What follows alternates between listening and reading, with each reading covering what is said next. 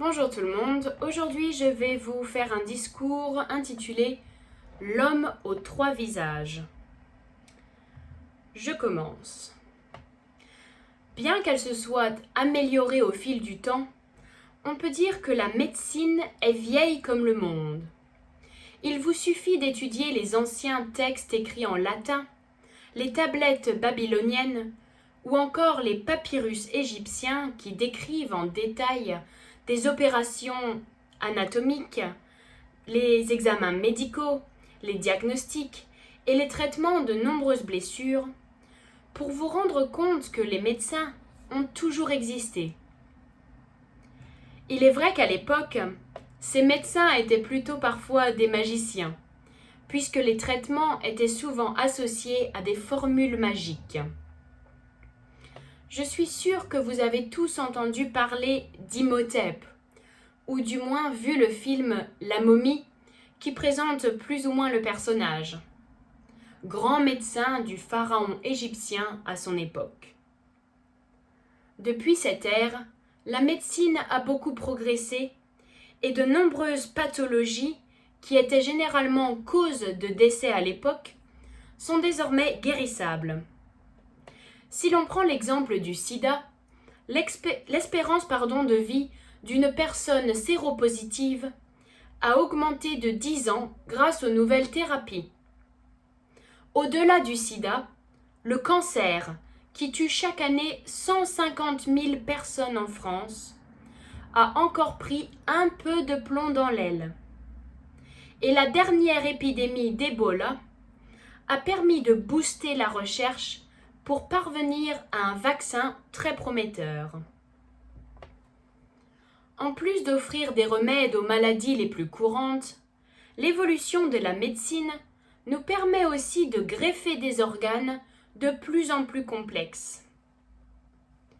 Si les médecins ont expérimenté la greffe du rein dès le XIXe siècle, c'est après la Seconde Guerre mondiale que cette greffe va attirer l'attention de plusieurs chirurgiens, notamment en France. C'est en 1968, à Paris, que la première greffe de cœur a été réalisée. C'était une vraie révolution pour l'époque.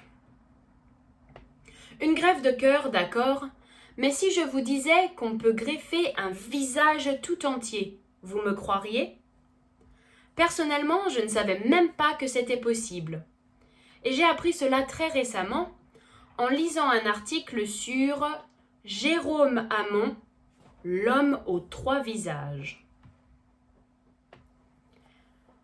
Âgé d'environ 43 ans, Jérôme Hamon, qui est le premier homme au monde à avoir subi 2 greffes du visage, vient de dévoiler sa nouvelle identité lors d'une rencontre avec les médias.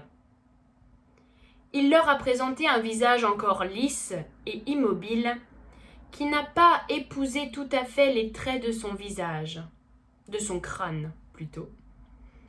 Le patient a déclaré qu'il se sentait très bien, malgré la fatigue provoquée par le lourd traitement qui empêche son corps de rejeter la greffe.